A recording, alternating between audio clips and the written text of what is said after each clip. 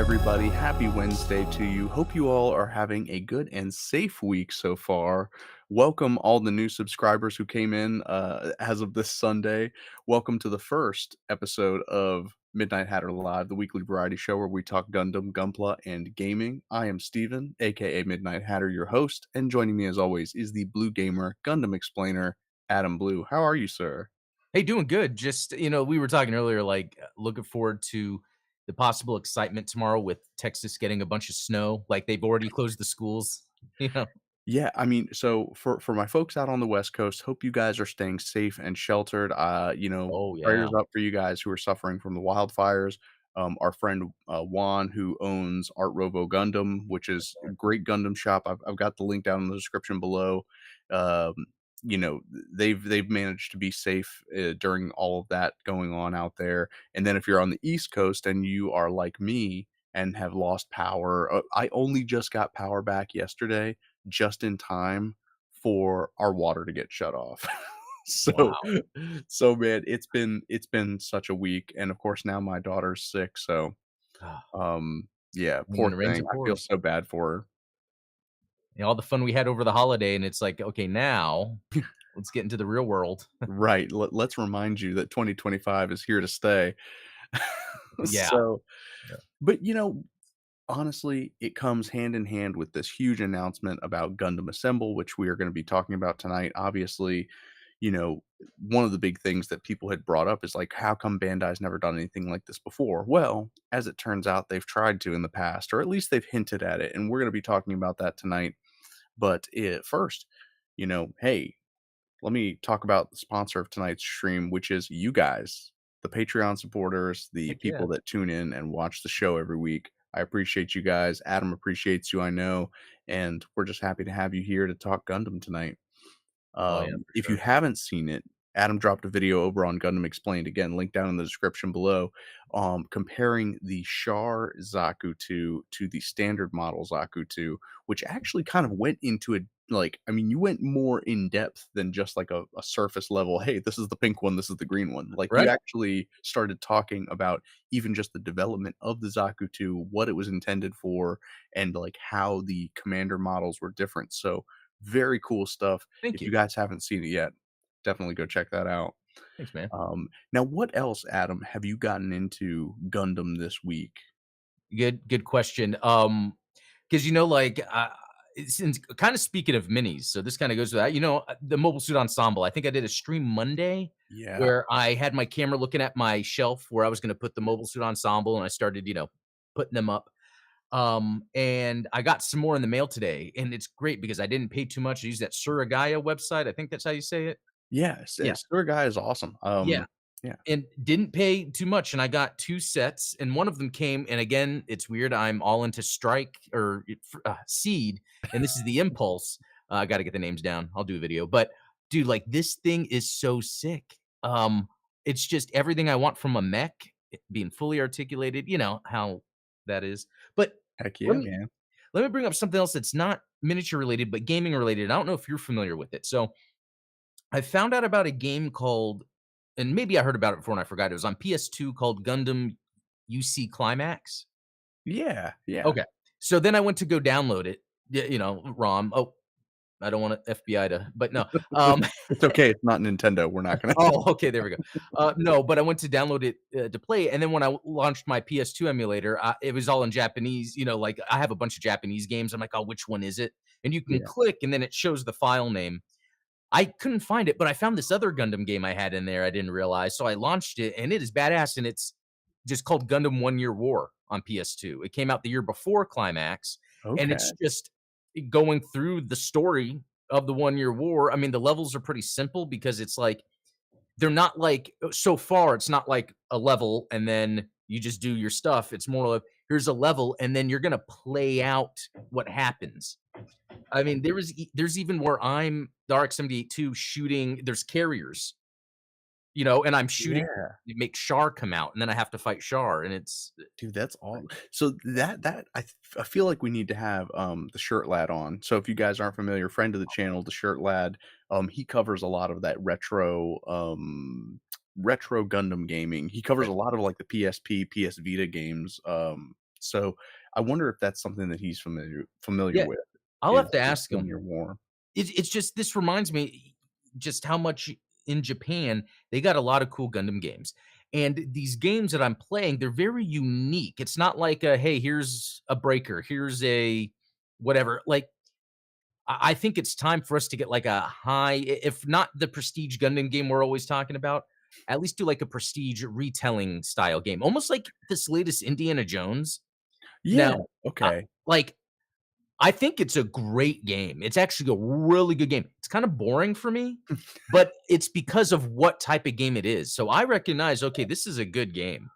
Now, if it was in my mind, if this was like Star Wars: Return of the Jedi and you were Luke with all the graphics, then I would be like, "Oh, this is amazing." I like Indiana Jones, but not to the degree where, playing the game, but So uh you and I have talked about that, like where a video game can be appealing in its setting or it can be appealing in its gameplay. And so sometimes, like for instance, I think you talked about this in regard to like Fallout, where right. you and I are not particularly invested in the Fallout universe, but the Fallout gameplay, like Fallout 3 and onward, is good. It's like it's a Yeah. solid mechanics gameplay. It's like if you took that and then put it in a setting that you and I liked, we would be Right, down. it would work. Like the RoboCop game, even though I need to go back and play it, There you that go. was like a Fallout style game, and I enjoyed it because, oh, RoboCop, like how it's semi-open world. I do think RoboCop is a good example of what they should be doing with Gundam, is make it where it feels like it's Gundam, it's accessible, and I would say these games are not in a bad way, but slower paced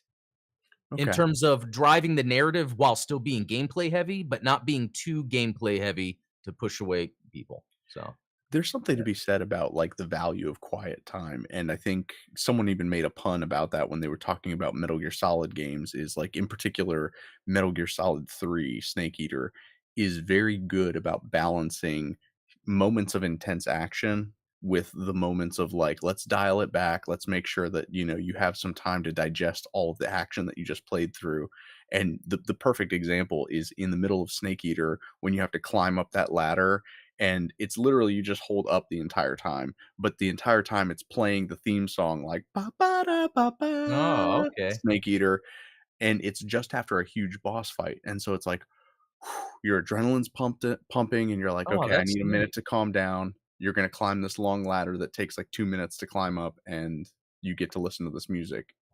That's a good point. I think that's missing in games for Yeah. sure. The idea of taking the moment and taking it in, not that you have to play like be all in on the controls, but more of like what's happening. So funny you bring this up because I forgot to mention this. For the past week, I've been watching Evangelion because I'm trying to watch it. I just finished episode 4, and you know what I've finally figured out that this game does, or the show does, that makes sense, and this guy has worked with Hideo Kojima, is the slow moments. Evangelion has The so pacing. many slow moments. But I would go back and say they're not slow moments, they are atmospheric experiential moments. When Shinji, is that his name? The Yeah. guy, and he was gonna leave on the train and he didn't, and then the girl that was training him, it's like, early on in the series, like the 4th episode, and you just hear the chirping of the cicadas in the background for like 5 minutes while they're just standing there. And that's supposed to take you're supposed to take in, wow, he decided not to go back even though he really was told not to go back, but people did want, like, it's like a whole bunch of stuff that the writers are able to uh, compress in these moments, just like you talked about with Metal Gear Solid going up the ladder. After a moment, it's like you're taking it in, the environments, the setting. So Yeah. And that's something that you don't often get a chance to do with like a televised work or a movie because and we've talked about this before in terms of like people who typically will binge Gundam series all at once and then, they don't get that break in between episodes to think like, wow, it's really crazy how Kai went through this experience with Miharu and like you do need that time in order to digest things. So yeah. pacing is important. And it's funny you bring up, Evangelion. I think it's funny that, you're watching it now because our mutual friend Ultronymous spent this weekend while I was building the Justice Gundam trying to convince me to give Eva another shot. So, I Really? think I think I'm on the hook for it. I'm gonna have to Okay. give it a shot because And here's the big thing is that I'm a huge Gundam Wing fan. I mean, that's no secret. And so what's interesting is how similar Gundam Wing and Evangelion are. They came out, around the same time in the 90s. They both have that sort of 90s edge to them. They both have sort of what you would consider like a sophomoric view on the world. They almost kind of have like a is it like jaded, nihilistic type of, pontificating that the characters do? I mean, when I know you're what you mean 16 there. years old, you think that Trey's is just so cool, man, like, "Oh, he's talking about, the glory of war," and, like, oh, it's just so romantic the way he talks about it. Wait, so you haven't watched Evangelion then? No, no, I Okay. couldn't get through it. I see the wing comparisons in what you were just talking about just then. But otherwise, in no disrespect, Wing is slop compared to Evangelion. How dare you? And I just mean this in terms of what they're trying to present. Because Okay, I watched Wing before I watched Evangelion. Because that's fair. Wing is It's Gundam, and yeah, and it's you more yeah. action packed. It's doing these things on purpose. While Evangelion's more of a slower thinking, taking it in, it's not all about the world, even though its setting is. But in Gundam, every second there's like, oh, this about the world, oh, that about the world, oh, this character went through this, so that, and so yeah, they're different things, different things. Yeah, I'll definitely have to, figure that out for myself, and then I can properly hate Evangelion. Yeah, just do it like me. Just take in like 1 or 2 episodes a week and just kind of slowly, yeah, Slow burn. yeah. Well, tonight we are gonna completely forgot. So, of course, while the power was out, what else am I gonna do but build Gunpla? So, Gunpla by Candlelight, I did manage to build so I finished Oh yeah. this is the high grade Origin Zaku. Technically, this is actually it's actually the half cannon. But, obviously all of the Gundam The Origin kits come with so many extra parts, and I kinda discovered this the other week, is, like, I am not going to make the half cannon version of the Zaku. I took the backpack from the, Origin Zaku 1 Char custom because it comes with, like, an extra shoulder pad, it comes with an extra backpack, so I'm just gonna make it a standard Zaku, and if you had asked me 2 years ago, like, "Hey, is it blasphemous to have a Zaku 2 in any color other than olive green?" I would have said, "Yeah, absolutely." But the tan Zaku is really growing on me lately. I don't know what it is. I don't know if it's just this kit or maybe it's the Lou Roher custom Zaku from Zionic Front. Well, okay. And I was thinking maybe it could be where Requiem for Vengeance kind of forced us to enjoy, because even at first the colors of the Zaku's Requiem for Vengeance are kind of like, but I think it kind of normalized it. They seem more military, right? Yeah, Like, you think yeah, Desert Storm, you think, like right. and, yeah, shout out Barry B here in the chat for, love me the Origin Zakus. Honestly, this is what I will say about the Origin Zaku kit, is that the promotional images that they used for if you're shopping online and you look at the images of the Origin Zaku, absolute garbage. They look like they look goofy, like the visor's way too big and they're, like, standing all weird looking. The actual finished kit is, like, I would say the perfect proportions of the Ah, Zaku, okay. and they have tons of panel lines. They're practically a real grade in terms of detail and quality, Oh yeah. so, I mean, yeah. Ah, have to get me one of those. Well, I still have that kit from AliExpress I haven't built yet. I'm curious about that. So Yeah, yeah, so, full disclosure, this actually is a third-party yeah. Chinese version of the Origin Zaku. I have the Char Zaku here, which is the legit Bandai one. I would do a comparison on these and talk about the pros and cons of each because there are, in fact, pros and cons to each. Um, Oh, interesting. yeah, and a lot of it has to do with the type of plastic that's used between the two of them. And there's definitely some QC issues. But so let me know, guys, if in the chat if you think that it's worth talking about. Just having like a side by side comparison. Like this is what you'll get from an AliExpress kit versus this is what you'll get from from a legit Bandai kit, because I think that there are certain things that you just can't, fix from, from a quality perspective. But on the other hand, there's certain things that you can do with this kit that you couldn't necessarily do as easily with a Bandai kit. So Okay, I'd be interested in a video like that. Yeah, nice. I know I would. Well, I'd be interested in making it.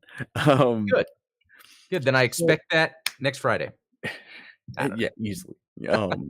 No, and honestly, that's not an unreasonable time scale. So I actually, I cranked out that video pretty quickly of the Gundam Assemble stuff. I hope you guys enjoyed Yeah, that short because I that had a was lot of fun good. with it. That was Um, so I want to talk about Gundam miniatures and where we've come, where we're going, that sort of thing, because obviously the Gundam miniatures that are going to be used in the Gundam Assemble game legitimately model kits, right? They come on runners. that's There's cool. parts that you have to snip out and put together, which is very cool. But that's not too different from something like, say, the Gundam Artifact line, which is similarly a 1/200 scale model kit that you Oh, yeah. assemble, super highly detailed. But there are other mini figures that they have come out with in the past that people have used for tabletop wargaming. And some of them I would almost argue is like Bandai kind of poking the bear and saying, like, hey, y'all make a war game for us, kind of thing.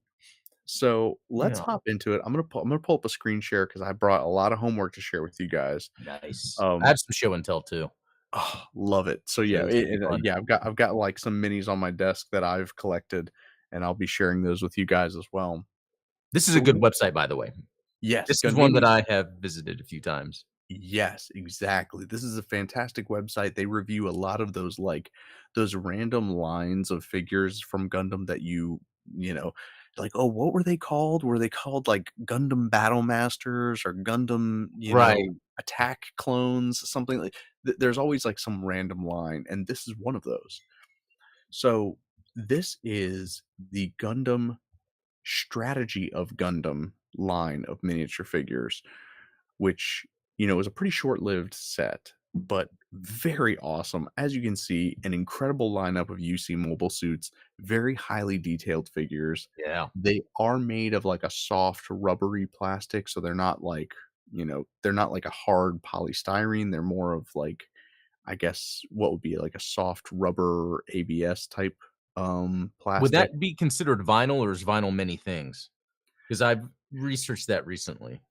So I think vinyl is typically, oh, I don't know. That's a good question.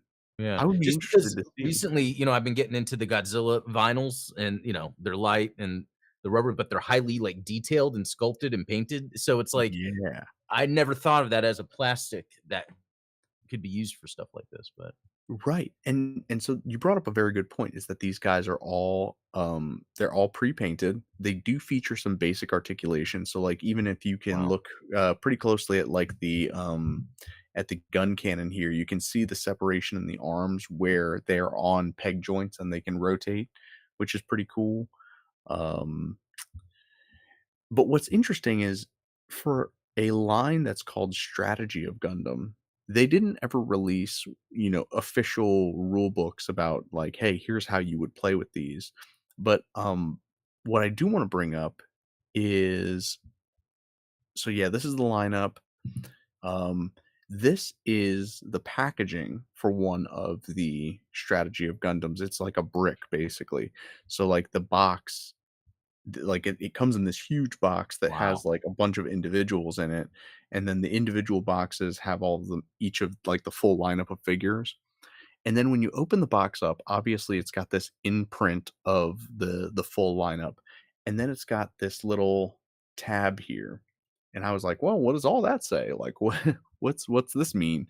So I popped it into Google Translate. Sorry, Oh, I didn't hire an official nice. translator. But what's interesting about is it is a questionnaire for the people that bought the Strategy of Gundam lineup, and they said, "Hey, what is the best thing about this lineup? Tell me about this product. Do you collect the Strategy of Gundam series? Please circle all the items down below that you have. And then how do you play with Strategy of Gundam? Please write in the margin of the postcard." So they expected people to mail in these postcards saying what they use these figures for. So it's almost like Bandai, and you and I have talked about this in the past, where Bandai is very good, across all of their different divisions. They're very good about soliciting feedback from customers, Yeah. from Gundam fans, trying to figure out what it is that we want. And so this is like the earliest version of that And because when was this? What oh year? man, Early 2000s? yeah, it's got to be early 2000s. Because I would think maybe they would have a website to go to instead, or nowadays, probably a QR code Right, that you or would use. they would just put it out on Twitter like they do for, Gundam Battle Operation. Yeah. Um, Um, well, because I so this mentioned, do you cool. yeah, it is, and do you think Bandai Namco still does this for Gundam? I guess Um, they for GBO2, I guess the type of suits. I believe it. So yeah, Barry in chat says there are more assortments, a wing assortment, but good luck finding them these days. They are from 2003 to Okay, 2005. that makes So sense. yeah, that was like my high school days. That that is actually pretty cool to have that on the to be like, "Here's this thing that doesn't have any game associated to it," and it's like, "What do you use this for?" And it's like, "Well," and then someone sends in, like, a whole document of, like, the game they made, like but that Right. reminds me, in the early '90s, Konami would ask people, "Can you help design enemies in Castlevania games?" And so, in the Castlevania games, there are enemies that were designed by fans, and I feel like the reason I brought that up about Bandai still doing that is because I feel like that stuff happens less, even Yeah. though that could be, like, legal reasons, you know? Maybe. I mean, obviously, there's like with IP and the way that laws are around using other people's ideas, they're probably less incentivized to do something like that. It Yeah. didn't stop Sega from giving Shadow the Hedgehog a gun. So I'm gonna, Oh, yeah, no, that's crazy, that's crazy. but I mean, I don't know. Maybe if the EULA was written correctly, like if the rights and the terms and conditions of submitting ideas to Bandai, to Capcom, to whoever you were going to Yeah, submit ideas to, if they said, hey, anything that you send us, like you are forfeiting the rights to, just like full disclosure. I don't see a problem with that because obviously that means that the best ideas are going to win, yeah, kind of. yeah, exactly. Oh, Because even sorry, the no, no, go ahead. 1989 Godzilla versus Biollante was the same thing. Toho was asking people to send in their scripts, and it was a Yeah, doctor that wrote the script. That's so, yeah, and the best ideas, yeah. yeah, maybe we need to get back to something like that because I feel like what happens now is that it's the best idea in the boardroom, and that might not be the best idea in existence. You know what I Wow. mean? Like, Lucasfilm? Yeah, Star Wars, yeah, exactly. so yeah, I mean, this was an excellent lineup of 1/300 scale figures. Yeah, as you can see here on Hobby Link Japan, this item is discontinued and is not expected to come back into stock. Um, just awesome, awesome figures. Yeah, I that mean, is. this Zaku F2 looks so good. It's a mix of details and proportion while still Yes. retaining the original look. Yeah. And they come on these bases, they're called, like, fields, which is interesting because they can actually be linked together to create display bases, at least that's what it says here in the description. So the Wow. field booth mechanical flooring base can be connected with other field booths for to form a custom display, um, and so this is interesting, right? This lineup is I forget what series this is. I guess does that mean it's series 9 here, or does that mean 9 figures Oh, included? yeah, I So don't it know, but includes the GPO-2, Zaku-2 F2 commander type, full burner GPO-1, a Zaku-2 F2 commander type Federation colors, Gyaradoga resin custom, Sazabi, Gyaradoga, and then I think it does it have no, does it have a new Gundam? well, they tricked me because Yeah. it's showing it on the cover. It shows so Oh, it does say that it has the new Gundam with the new, Hyper oh, Bazooka, okay, and then the one that's not pictured is it actually has 2 versions of the, GPO-2. It has the okay, Bazooka version and the MLRS version, cool. so I love that the sets do kind so they're all UC themed, obviously, but they do span across different, series, different Yeah. timelines. So it's not, each set kind of has its own thing, which is similar to like how the ensemble line is, right? Where it's like, Sometimes they do it with UC, like, it's all UC that's together, but every once in a while, one will throw in, like, a seed thing or, which for Mercury, and I'm like, "Okay, now what?" But, I'm liking it now. I don't mind. yeah, I mean, at this point, we don't mind a little witch from Mercury Yeah, in our Cheerios. exactly. Um, so up next, Mhm. let's look at that's the translation. So up next, let's look at something that I've talked about on the channel a ton, which is the Gundam Collection 1 to 400th scale Ah, 2-inch minis. this is So the like one I've that got one you of them here. yeah, is this like you gave me and a bunch of us some? Is it the same? Yeah, same thing where it's like that Yeah. soft rubbery plastic. Again, there wasn't really a an illustrated purpose for these figures, but they have a ton of them. You can get like a lot of, 70 to 200 figures for like a couple $100. So like Wow. for instance, we got this EZ8, it comes with this base. Um, looks like these are from 2002, so it was around the same time Oh, wow. as the strategy of Gundam figures, but a different scale, a little And this smaller. is 2004, so they were going for a few years. Yeah, That's pretty yeah. impressive.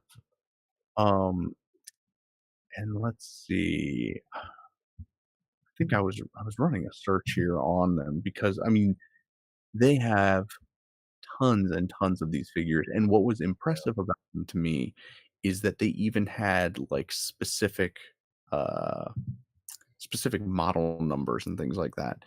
So, like, for instance, you've got this RX-178 Titans Gundam Mark II, right? I guarantee you that they have a Unit 1, a Unit 2, a Unit 3 of this Yeah, exact same mold, and they're slightly articulated. They come on, like, peg joints so you can move the arms a little bit, and yeah. they do have, like, swappable body parts, like, some of them will have a beam saber, some of them will have a beam rifle, bazooka, what have Oh, you. They have a couple of different poses per mobile suit. What I found particularly fascinating is that there are some that almost have, like, battle stands. There was a GM Type C that is, like, shot down and, like, laying in the sand, which was, like, a cool figure. Um, okay. so, And these were, like, something that was really just available in Japan, or was it also in the US? I think they were Japan only. They were, like, a gashapon Okay, figure, which most of these things do tend to be yeah. gashapon figures. Oh, yeah, here we go. We've got they have it posed incorrectly because clearly this is supposed to be a last shot, or last Oh, shooting. yeah, last shooting, yeah, that's funny. Um, but yeah, it really is a cool lineup.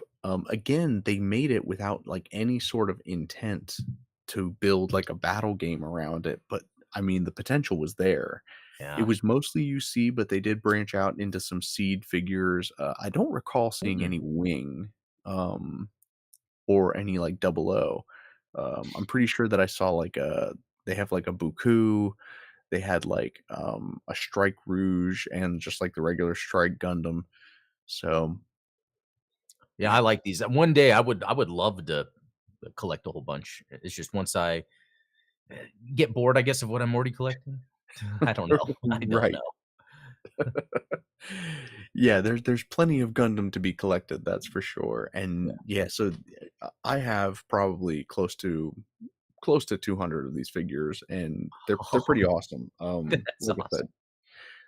this one is one of the ones that I used in a video where I installed an LED in the head, which this was pretty easy to Oh, do with these figures because it is that soft plastic. I just yeah.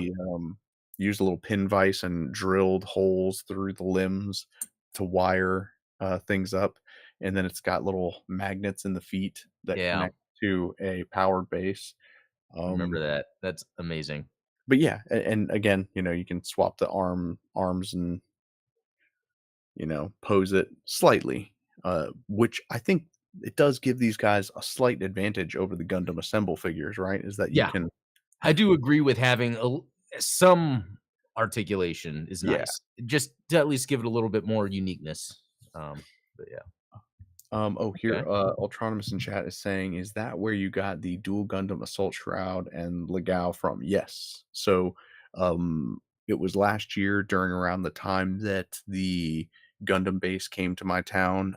For the folks on Patreon, I was like, "Hey, anybody who wants, send me your address. I'll send you, one of these figures and some water slide decals." So, Ultronymous, of course, being the resident Seed fan, he got, the Legao and dual Gundam Assault Shroud. That's cool. But, yeah, I took, like, a whole bunch of those to the Gundam base and handed them out to folks. Um, That's nice. That's a good idea. well, I felt bad because, like, I was in line, I got to the Gundam base when they opened on Saturday.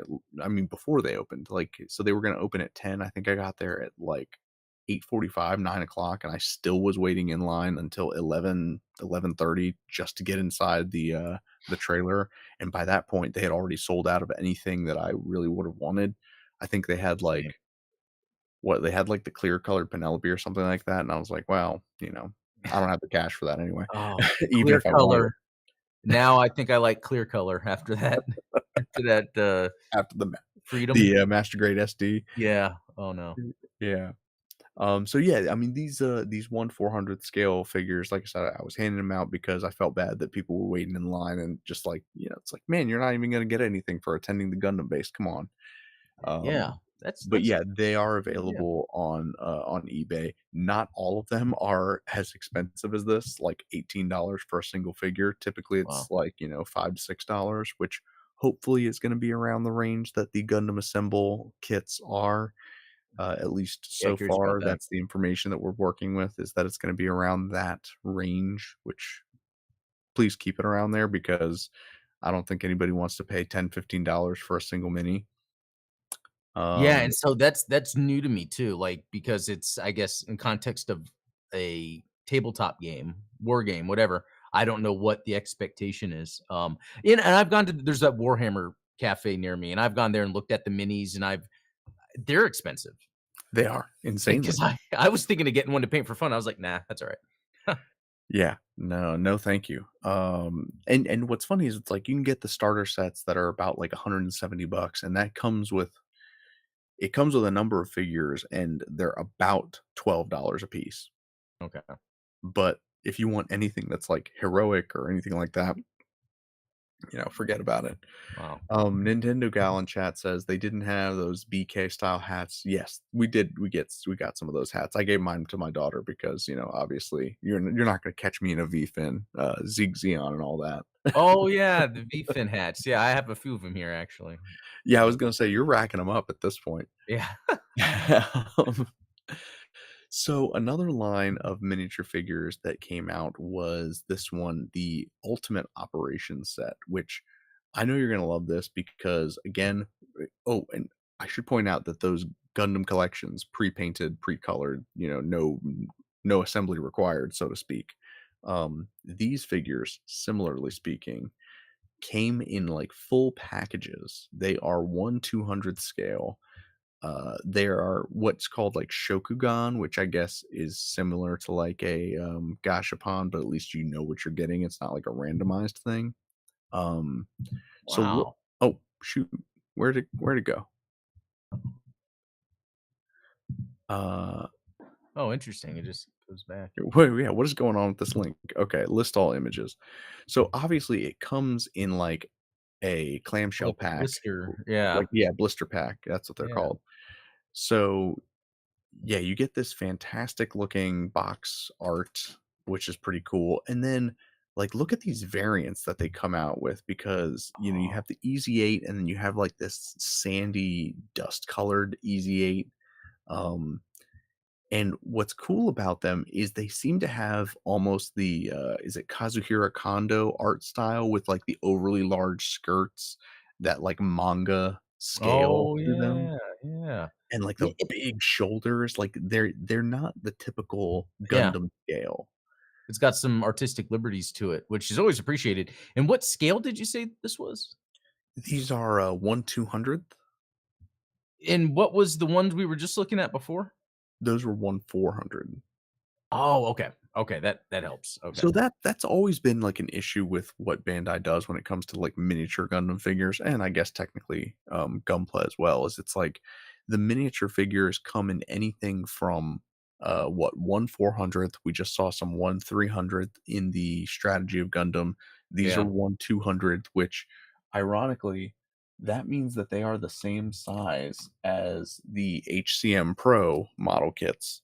So, Ah, so just I've for got mine out too.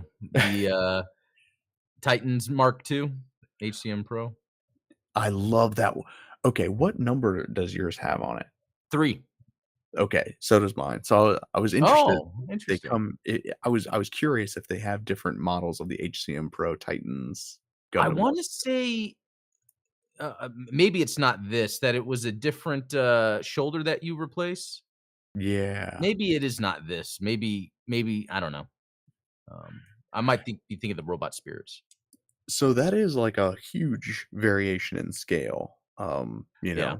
1/400 to 1/200. Mhm. So like they're definitely not gonna be compatible with one another. But again, it was like, what are these figures for if not for tabletop wargaming?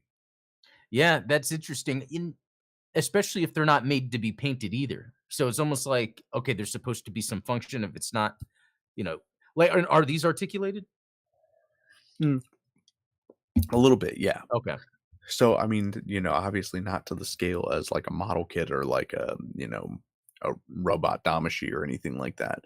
Well, But what I would say that I've noticed, getting more into Japanese stuff, that they do tend to make a lot of collectibles and figurines that just aren't articulated. Like, there's just a lot. Like, they'll have these little, like, Spider-Man where you can really just move the arm and that's it, or something like that. yeah, That's maybe more of a thing here, where here, I guess in the United States, we're always expected there to be action things with it, you know?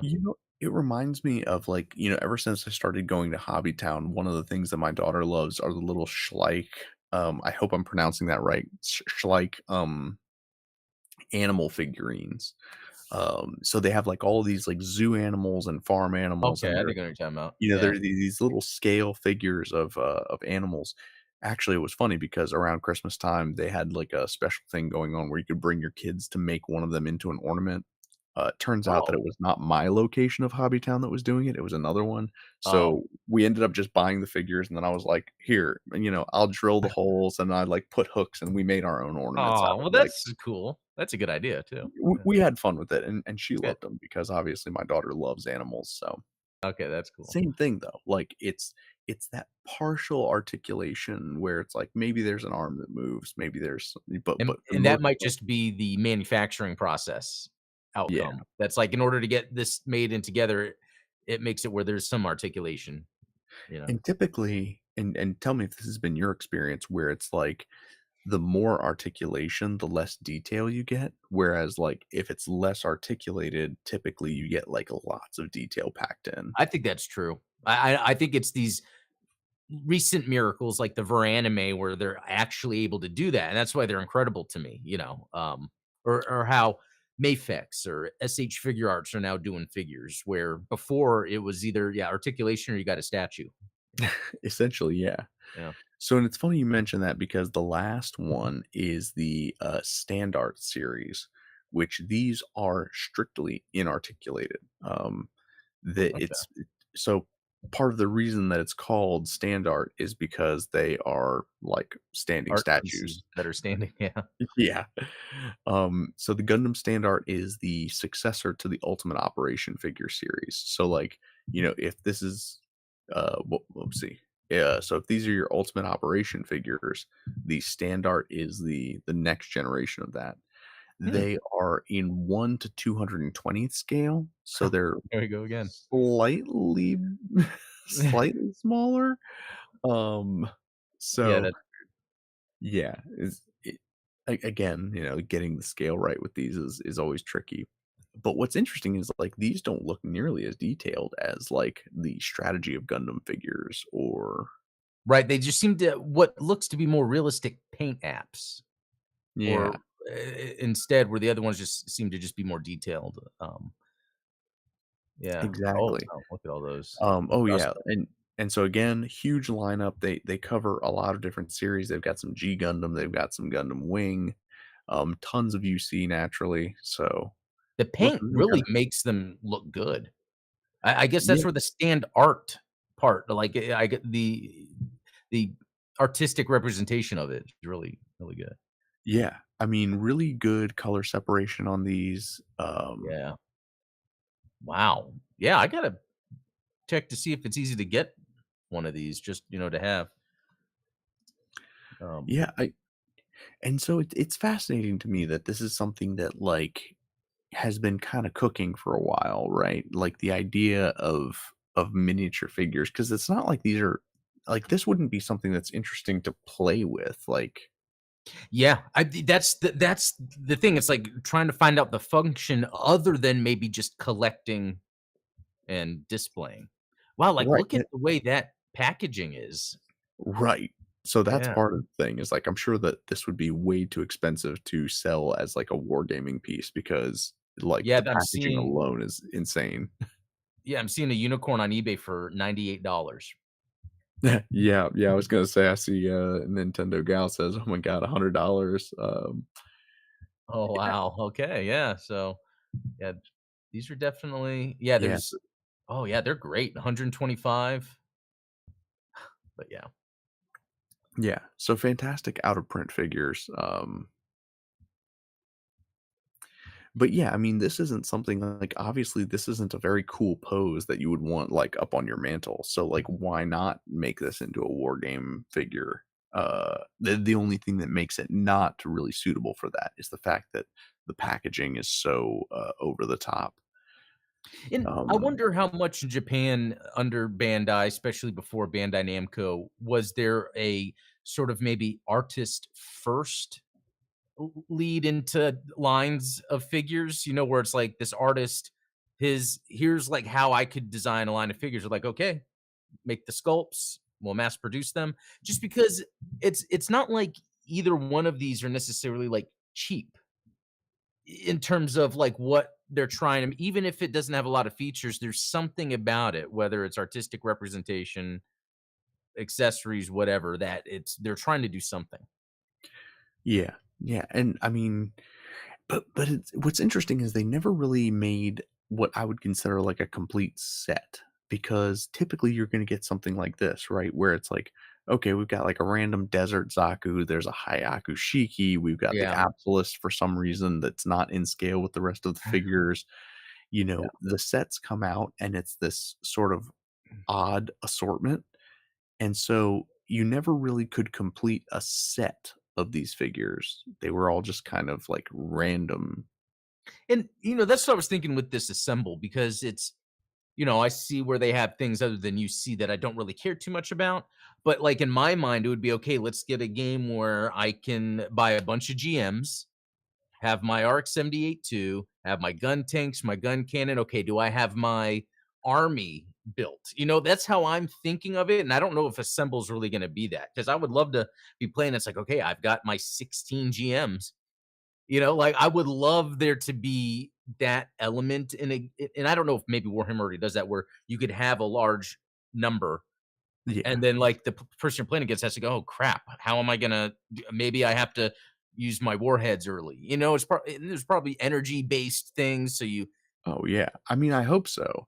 And I hope that it is easy to build a set like that because and this is something that was kind of a topic of discussion over on the Discord is like how are the booster packs for Gundam Assemble going to be assorted? Like, is it going to be Gashapon where it's like random assortment? Because Oh yeah, for me, like when I played Hero Clicks, for instance, one of my big, of course, my favorite superhero is Multiple Man. I have a Multiple Man logo tattoo on my shoulder. Um, my Multiple Man build, like the only way to play Multiple Man in Hero Clicks is to have multiple men. that's cool. And so it's like even if you pulled one multiple man from a set, it's like, well, shoot, I've got to buy like 11 more booster packs just to get like 3 or 4 more multiple men to have like out on the field all at once. So it was like so the reason I'm bringing that up is in Gundam Assemble, is it going to be one of these situations where I've got to buy like 30 booster packs just to get 6 Zaku's? Or am I going to be able to just say, I want to buy the Zaku pack. Give me, Yeah. 6 Zakus. I'm curious. I mean, not only am I curious about that, but then, like, then they add the news that you can play it with the card game, and then I'm like, I'm trying to still get the card game, and I don't even know how that's gonna happen. So now they have all these things they're telling me about, and I don't even know how I'm gonna get any of it. I Um, know, seriously, that's what the craziest part is, like, obviously, the accessibility of some of these things has been very difficult to overcome, at least in the pre-order phase. I'm sure that, like, once they actually hit shelves, but um in the meantime, it's almost like we're not cool because we see all these people that are playing at places. Like I saw a tweet from someone, it was unrelated. I don't know how I saw it, or maybe it wasn't a tweet, maybe it was YouTube when they're like, "Yeah, I just got back from this con. They had the Assemble set up with the card game." And I'm like, "What?" Yeah, so that was down at the Orlando, Bandai Oh, Card Game Fest, so which is oh, part oh. of where they announced the whole, Gundam Assemble line, and I saw, like, a couple of influencers have already gotten their beta packs from, the card game, so they've been, like, opening packs and stuff on Instagram, which I'm like, "Hey, come on. What about my buddy Adam here who's got 10,000 subscribers Well, on YouTube? He's man, no slouch when it comes to Gundam and Gundam gaming." that would But, be cool if that translated to that, but that is cool. A card game fest. yeah, Bandai Card Who Game knew? Fest. Who knew? And honestly, to me, that sounds like a much more appealing, convention than something like, Comic-Con, because Comic-Con has become something more of like a media con. Right. I knew that New York Comic Con was no longer the thing that I wanted to be attending when I saw that they had a True Blood panel. And I was like, "Look, I like True Blood. I love Joe Manganiello." Anna Paquin, had a huge crush on her when she played Rogue, obviously. Well, there you go, Uh, yeah. but True Blood is not a comic book, nor is it associated with anything like comic book related. So why are we listening to the actors from True Blood talk about something at a panel? And You're right, yeah, it's kinda like what happened with E3 right before the end, it's where it's and then all that stuff is on the internet yeah, immediately because the point of it is to market. It's not to have, like, kind of this sort of fans first sort of experience. yeah, and that's Um, something that you and I have talked about over on the Free Speech Geek podcast with Kyle, because Kyle has talked about how, like, you can't just be a nerd or a geek anymore that consumes all alternative culture content. Like, you really do have to find a niche. You have to find something that appeals specifically to you, because there's just simply too much out there, and like yeah, everything has become mainstream. yeah. Something else to bring up, Assault Kingdom. Those figures, are you familiar with that? I have Yes. the Mark II, Now, and what scale is that? Because I think it's the same as the HCM. so here we have the checklist for the Assault Kingdom set. Yeah, it's simple.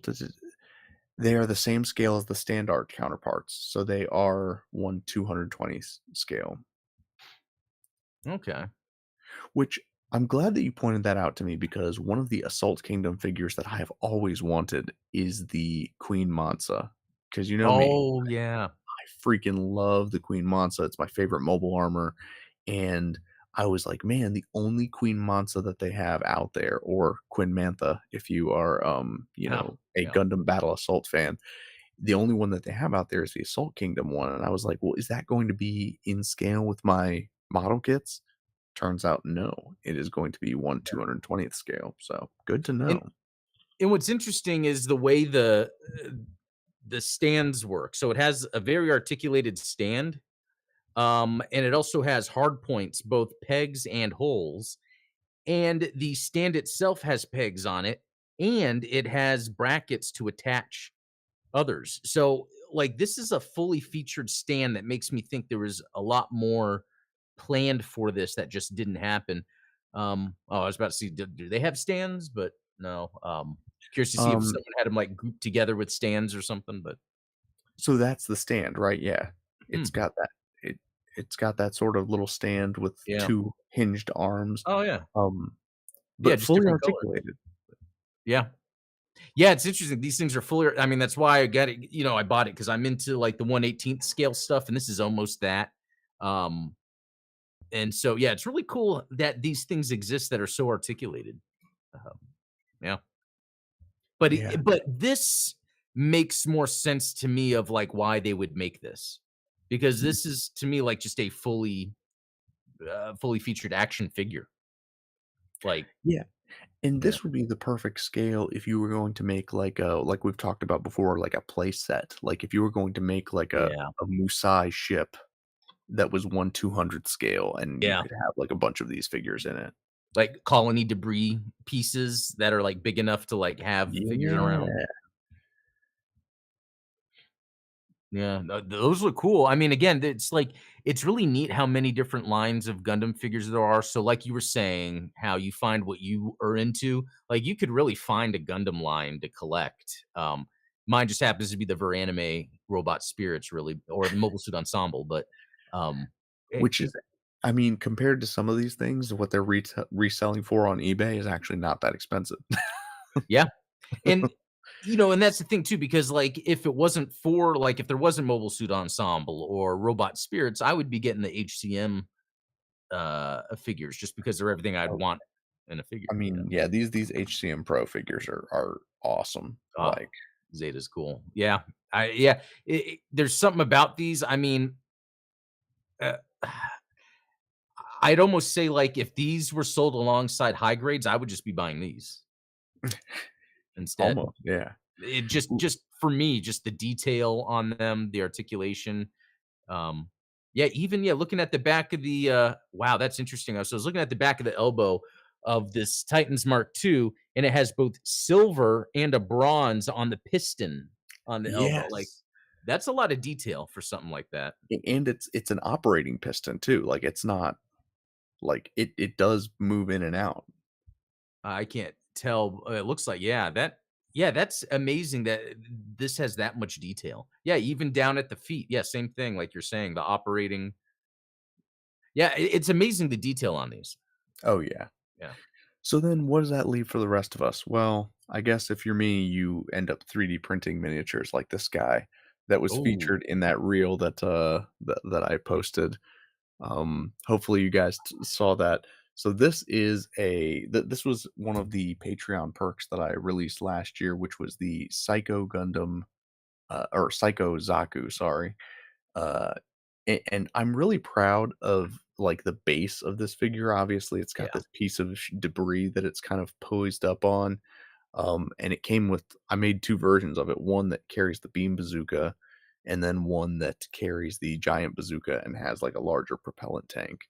Which, Um, if you were to sell these, would that be a blind bag thing? Would that be a alternate you could buy?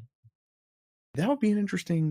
Yeah, that's a good question. Maybe I would release like chase versions of Yeah. individual figures where it's like and I would like to do that, I think, going forward. Another one that was featured in that set was this guy, the Gundam Rising, which Oh, which is I wanna say you got me one of those. yeah, I think I sent you It one. might have had a different stand, but it was like, yeah, you got me a couple Yeah, miniatures. there's like a little rock on the base for the, Gundam to stand on. That's one of the things I can't stand is when a flyer unit is just on a peg or something like that. Like, Yeah. I It like to takes away. incorporate some Yeah. kind of, terrain that allows them to fly, which if I'm not mistaken, I think I saw some of that in the Gundam Assemble display down in Orlando. So I hope that we Oh, get okay, more terrain of that. pieces.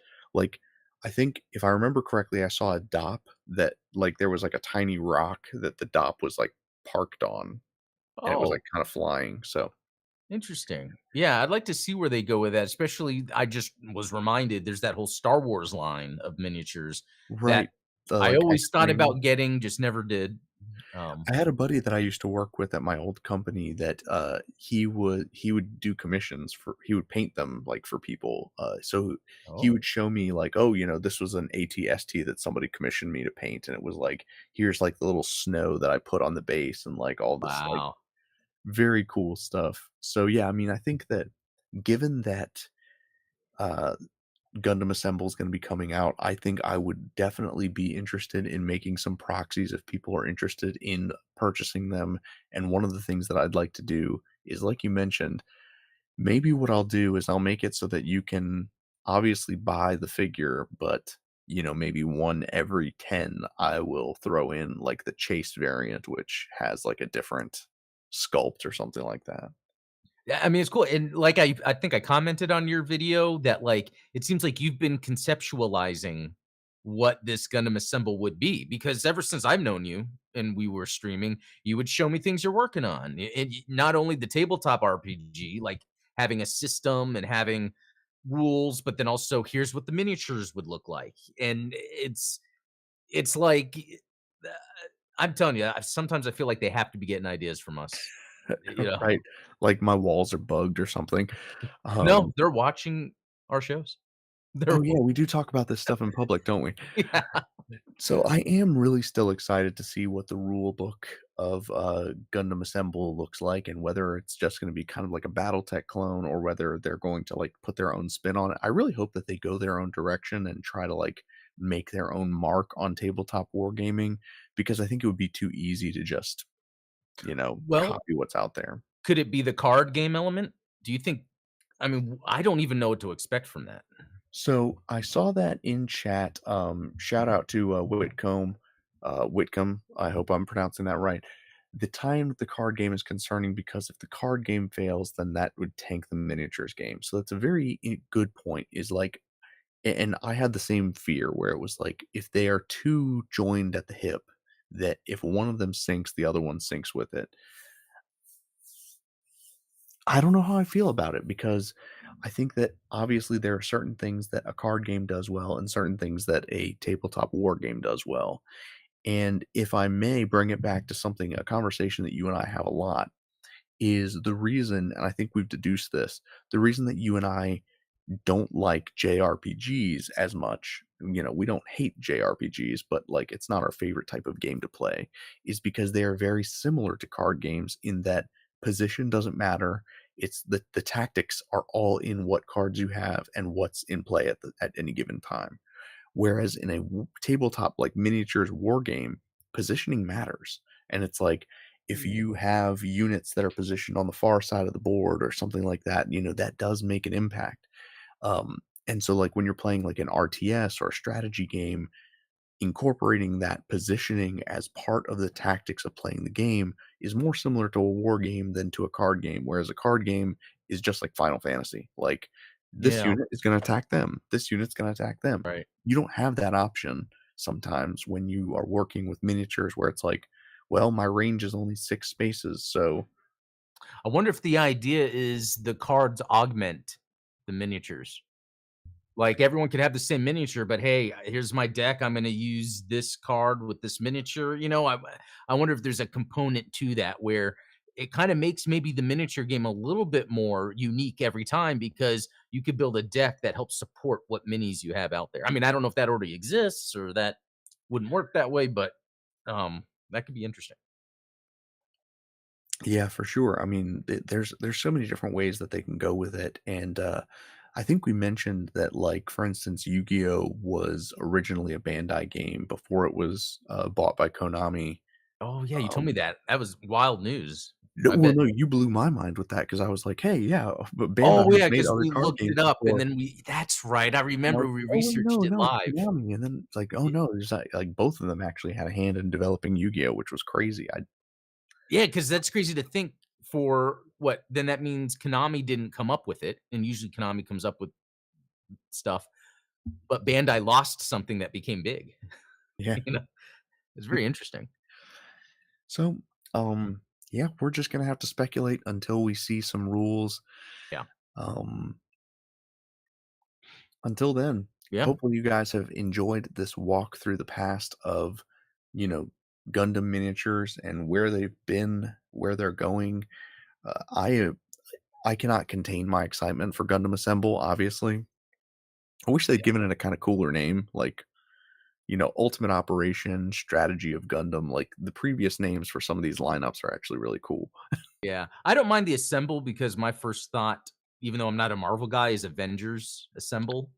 and I now wonder if that Gundam is had something to taking it. do with it.